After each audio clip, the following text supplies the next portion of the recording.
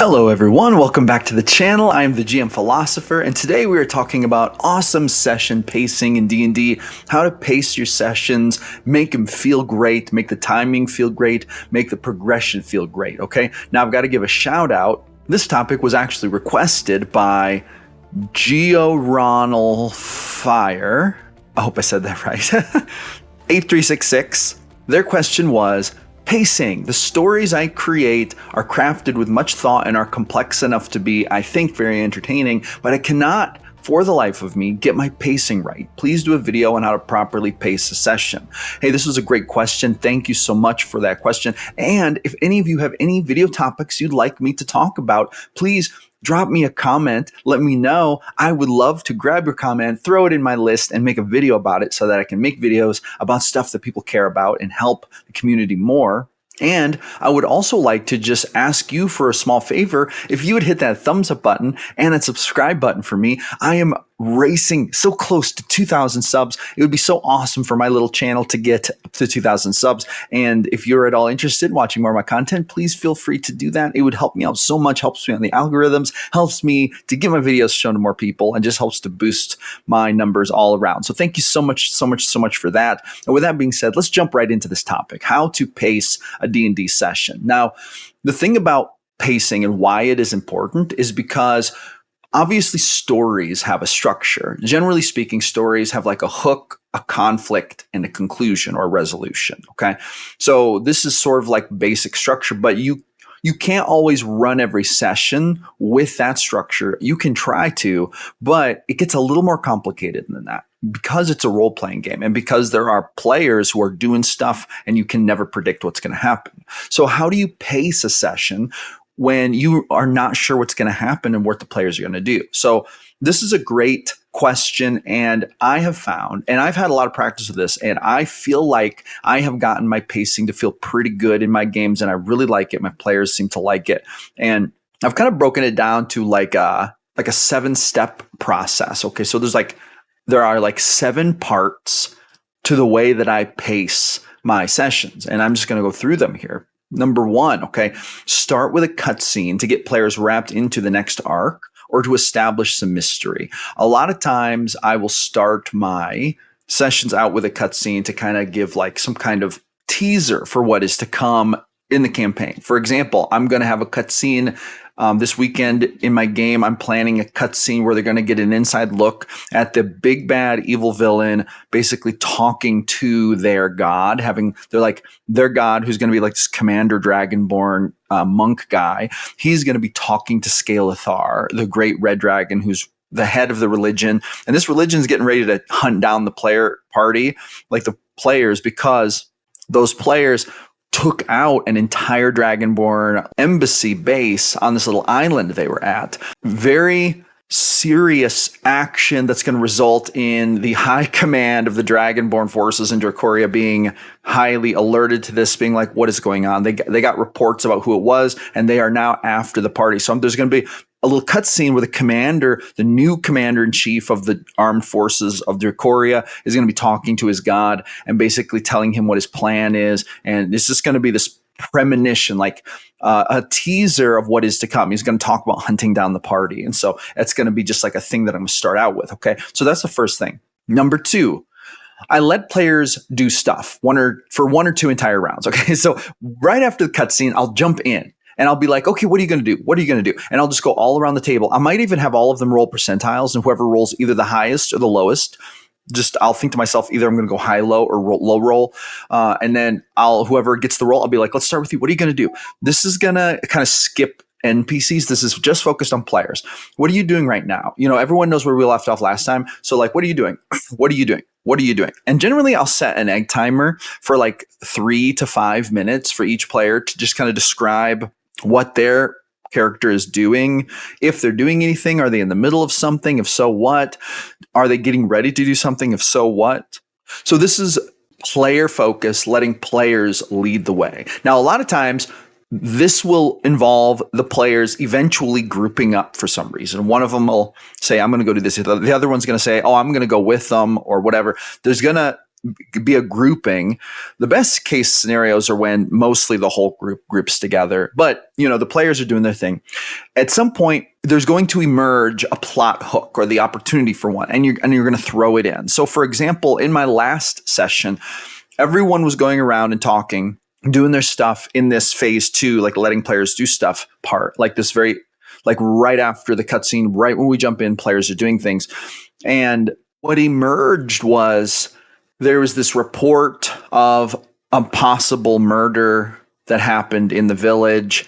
And then whenever they went to investigate, turned out that one of them had been murdered, and one of their NPCs, who was like this adolescent hag, had killed someone, and she had stolen her baby out of her womb. And it was like this whole messy ordeal. But all of the players got a couple rounds to just do stuff and be themselves and like do stuff. So I was like letting players lead.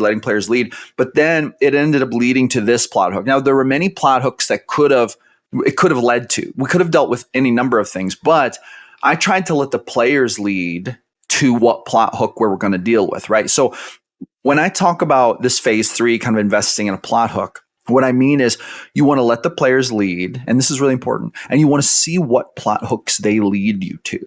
And by the way, real quick, speaking of plot hooks, if you have trouble coming up with plot hooks on the fly that are random enough to keep your players guessing, or if the players keep ruining all your plans and making all your plot hooks wild and unpredictable and it's just not working out and you need to just come up with some new ones, you can download my Ultimate Plot Randomizer. This is an ebook that I created. It has 4 D100 tables to help you create the hook, the conflict, and the resolution of any plot arcs simply by rolling D100s. And there's even a wild and wacky table that you can use to throw wild stuff in your players would have never seen coming. You get this for free when you sign up for my email list. The link is in the description. Sign up for my email list. You'll get an email within minutes delivering your free ebook. Print it out, put it with your stuff. Random roll those plot arcs in the middle of the session on the fly. Literally takes 5 seconds. I have used this book extensively in my campaigns, so I've packaged it up nice and pretty to offer it to you awesome people, and it is my gift to you because I know how hard it can be in the middle of the action to come up with awesome plot arcs. So download it, use it, and you'll also be enrolled in my email list and getting updates about the channel and about other D&D stuff I'm talking about that you don't even see on the YouTube channel, which is awesome. So anyway, grab it. I want you to have it. Thank you so much. And then those are the ones you should take the most seriously, unless there are other plot hooks that need to be forced on them, which should happen only rarely. And that would generally be like the main plot arcs that they don't have control over. For example, if someone's hunting them down, they may get ambushed. They don't have any control over that plot arc per se because those enemies are going to ambush them one way or another. But as a general rule, that is an exception to the normal rule. Every normal day for characters in the game, they're going to be choosing what adventures are going to be going on. They're going to be choosing what they want to pursue with their time and energy. So you let them lead the way. Okay, this is really important. Now we move into phase 4, mid-session conflict of some kind. Okay, now we're coming up on almost halfway through the session. So we've been role-playing now for maybe, you've let the players do some stuff and you've started moving toward a plot hook for about 1 to 2 hours. In my games, this will be about the 2-hour mark. The players have been hanging out. Maybe they did a little shopping. Maybe they were investigating something, but we've been leading toward a plot hook. And then there's going to be a conflict of some kind. Okay, maybe they're going to run into someone who's going to want to fight them. Maybe they're going to run into a situation where someone submits a false report to the police and now the cops are investigating them. Maybe they come to the point where one of them starts to feel sick and it turns out that they come down with a magical virus. Whatever it is. About mid-session, I want to like put a conflict in motion, like a very sturdy conflict. And you can see that this is kind of following that progression of hook, conflict, resolution, but we're breaking it up by allowing player interactive phases where they will lead. And one of the keys of this is that you want to let your players lead you to the conflict even that you're going to put out there, unless it's one of those situations where something's thrust upon them, without their ability to negate it or avoid it, which will be more rare. You're going to let them lead you to a plot hook. And then that plot hook is going to lead, if they follow it, which they should, because they're going to want to, because they were the ones who chose it. It's going to lead to a conflict. So you want to put a conflict in there. Stephen King once said, I think it was Stephen King, he said, make sure there's conflict on every page. When you're writing a novel, you want conflict on every page. With D&D, you want conflict in every phase of the session, conflict in every phase could mean drama, could mean combat, could mean somebody trying to lie to the group or someone trying to deceive them, someone trying to steal from them, someone trying to pickpocket them. An NPC is jealous of one and tries to get the other to join their side, starts bad mouthing them. They're trying to split the party. Whatever it is, there should be drama on every page. So there should be drama.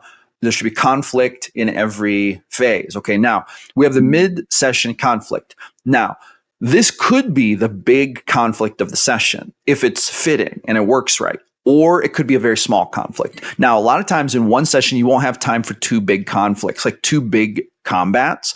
So if I'm going to have a mid-session combat, I want to think to myself, do I want to make this the big combat of the session? If so, then I will not intentionally lead the group into a big conflict toward the end of the session. I will keep it something like a mystery or a puzzle or an investigation or player drama or something like that.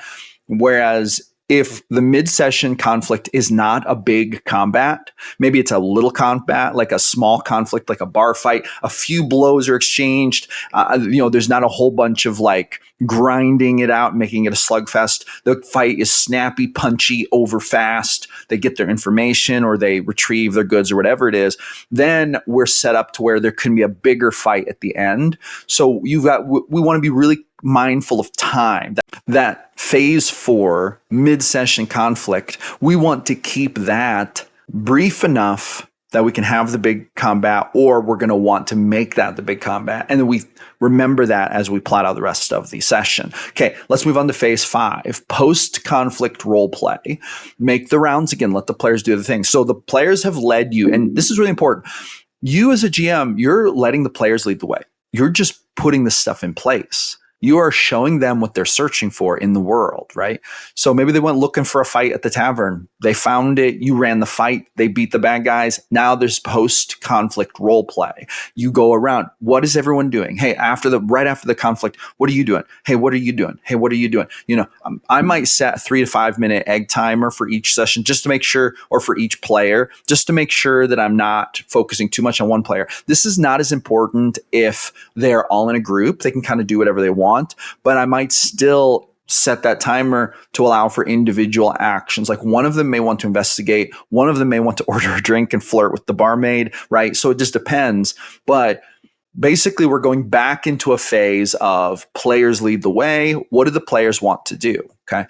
Now, at this point, you're going to let them role play, right? And you're just going to be the GM who's creating the world for their role play. You follow the plot arcs they want to follow. You follow the leads they want to follow. You let them lead the way. But then there was a question of, do you introduce anything? Do you have to do anything? Well, that depends. Some groups are more likely to just kind of like wait for a plot arc to develop. Now, some groups want to go chasing the plot arcs they care about. And this is how you'll know the difference with your group. Does your group seem to do a lot of just random stuff that doesn't have anything to do with any interesting plot arcs? If so, you might want to put plot arcs in front of them, really tempt them with those things. Or if your group tends to be tracking the plot arcs and they're like, hey, I really wanted to go talk to so-and-so. It sounded like he was our next stop on the road to getting information about the big bad evil guy, or whatever it is, right? Or we're trying to solve this mystery. I think we should go question lady, blah, blah, blah. Okay, so if they're actively trying to pursue plot arcs, then you don't have to be throwing plot arcs in front of them, which will make it maybe more complicated. You might want to hint at a couple of them, of course, but then there's always going to be open loops opening, like with NPCs. They might find other contacts who want them to do jobs or whatever, but you want to follow their lead in this if they're the type who are going to chase something. If not, then you want to tempt them with things. And when they do bite, you let them follow that thread, right? So you're letting players lead, really. That's kind of the thing. Now, this moves us into phase 6, which is open-ended until the end or until the ending conflict. So I try to keep this after the mid-session conflict phase. I try to let the players lead. I'm trying not to railroad them, trying not to throw anything in there that's too distracting, in the sense that I don't want to just make it a chaotic mess. I don't want to introduce 6 plot arcs during this phase, because I realize that we only have, 3, 4, 5, 6 hours to play. And I realize that To make the best use of that time, we want to focus on one or two very important plot arcs. Then, of course, there are smaller personal ones, and there's always going to be some opening and closing plot arcs. Sometimes you don't know that a plot arc is going to be an arc until a player pursues it. And those are actually some of the best plot arcs. But I try to keep it then open ended until the end or until the ending conflict. Now, the ending conflict at this point will happen at the end of phase 6. Okay, so it's like basically that's the last phase where there's like player role play, player led, but then either they're going to bring themselves to a place where there's going to be an ending conflict. And like I said, this might be a big combat unless there's already been a big combat. And if so, this might mean a big, confrontation, verbal confrontation. This might mean a puzzle. This might mean they find a big clue or a break in the case and they need to roll some investigation checks to figure out what it means, whatever it is, right? Maybe this is where they're going to get their fortune told and the fortune teller is going to tell them something crazy about their future.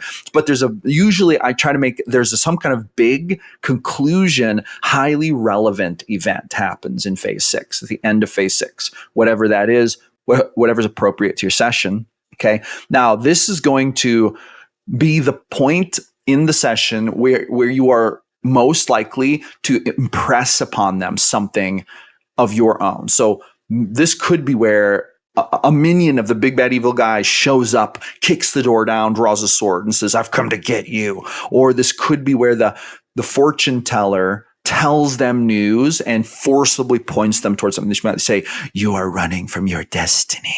Your destiny is to follow the sun," or whatever. It's like whatever. But this is the most likely point. And notice that this is toward the end of the session. And there's a good reason for this. We're ending the session.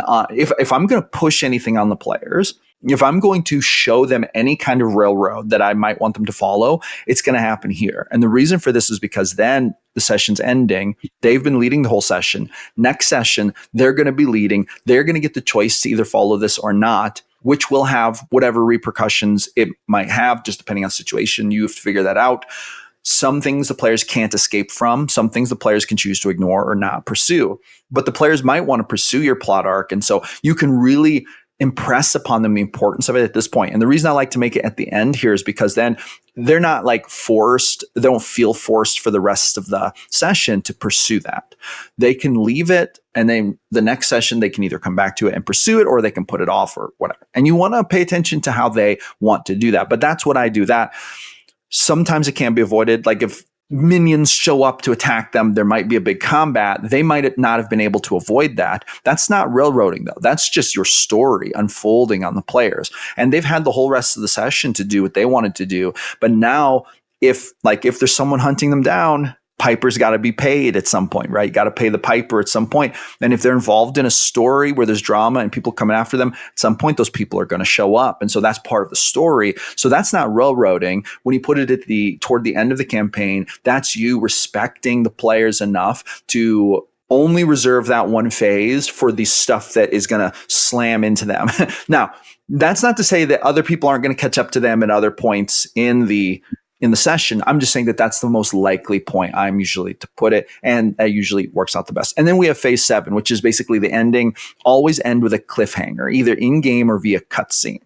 So for example, in my last session, we ended on this cliffhanger. This is a really wild story, but basically one of the characters opened a portal to another world and they do not know what world it is, but a drider came through the portal who was speaking infernal and attacked them, trying to get their magic items. It was like trying to reach for their magic items. They defeated the drider and then healed it. And they're at this point where they're kind of like facing off with it. And then one of them cast tongues and then they started talking to it. Turns out it smelled their magic items, wanted to eat them. So they made a deal. They're like, if you serve us, we will give you magic items if you fight for us and serve us. And in fact, we have one right here. If you'll sign this contract, make this agreement with us, because it was speaking infernal, and they think to themselves, maybe this is like a devil type creature. If so, it might honor it. It might actually honor its commitments. So they're like, if you will do this for us, we will give you a magic item now, and we will periodically give you more to keep you fed, but you have to help us. And so the thing is like, I agree. So they give it a magic item, and it just like blah, blah, blah, blah, eats it. And then it just like creeps back in the corner, and all they see is its glowing eyes as the drider sits in the corner staring at them. And then it was like, I want another. And they were like, no. And then it was like growling at them. And that's where the session ended. So there's so many unanswered questions. And to me, that was like a cliffhanger because it's like, this is such a big thing. They just kind of got a handle on it. And then boom, session ends. Next session is going to be what in the heck is going on with this Drider? Okay. So anyway, that's like kind of the thing. With that being said, that's how phase 7, that's how I'll end the campaign, or I'll end the session anyway. And those are the paces that I go through in every single session. And to me, this feels really good. And I'm just going to recap them. Phase 1, start with a cutscene, get players wrapped into the next arc, get them interested. Phase 2, let players do stuff, 1 or 2 entire rounds, whatever. Phase 3, let them lead you to a plot hook or 2 or 3. Invest in that plot hook. Help them go down that road if they want to. Phase 4, mid-session conflict of some kind. Could be a big combat, could be something small, whatever. Phase 5, post-conflict role play, similar to the first part, where you let them lead the way, they make the rounds, whatever. Phase 6, open-ended until the end, and then storyline push, right? GM storyline push, whichever push the GM wants to make. For any storyline, this is where the best place for the GM to actually push a story onto the players. Whether or not they chase it might depend on the details, but that's the best place to push it. And then phase 7 always end with a cliffhanger, either in game or via cutscene. That leaves them thinking, oh God, like next time I want to come back. Well, you should never let it end with pure resolution, except for the very final session of the campaign, the closing session. There should always be something dramatic. It should always have like oh, this is a nice ending, but this creepy, weird, scary thing, what's going to happen, right? So anyway, those are the 7 phases for awesome session pacing. All right. Thank you so much for watching. I really appreciate this. If you have any thoughts about this, if you have any ideas, creative inspiration to add to this, please drop a comment in the comments. Let me know what you think. Let me know how you pace your sessions. I would love to hear it. Thank you so much for watching. Please give me a thumbs up and a subscribe. And hey, I am posting content almost every day about the best game in the world, D&D. So come on back and watch more videos. I'd love to have you. And that's going to be it for this one. I'll see you awesome people on the next one.